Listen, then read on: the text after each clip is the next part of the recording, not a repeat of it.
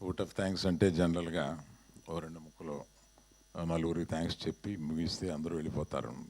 కానీ నాకు కొంచెం ఇంకొక 2 నిమిషాల పని ఎక్కువ ఉంది. మేము ఆహ్వానించగానే సంతోషంగా ఈ కార్యక్రమానికి ఇచ్చేసిన గౌరవ ముఖ్యమంత్రి రేవంత్ రెడ్డి గారికి నా హృదయపూర్వక నమస్కారం. Thank you sir.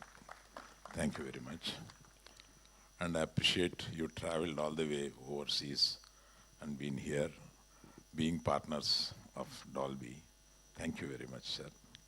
And Bunny, hi.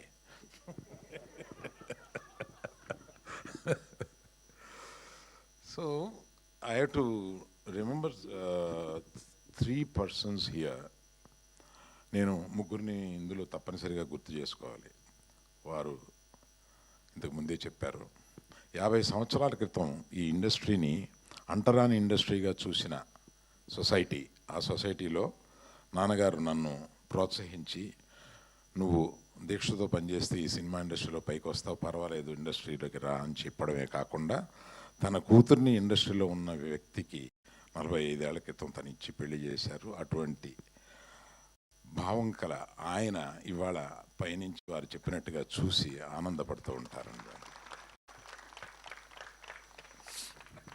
రెండో వ్యక్తి ఎంతోమందికి తను ఒక ఇన్స్పిరేషన్గా నిలిచి ఎంతోమందికి హీరోలు అవ్వడానికి ఒక బాట వేసి ఒక ఇన్స్పిరేషన్ ఇచ్చిన చిరంజీవి గారు.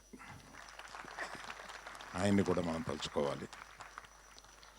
నాకు ఈ ఎగ్జిబిషన్ సెక్టార్ మీద ఒక ఇంట్రెస్ట్ కలగజేసిన నారాయణదాస్ నరం గారు, మన ఏషియన్ ఫిలిమ్స్ వారు, ఆయన తలుచుకోవాలి.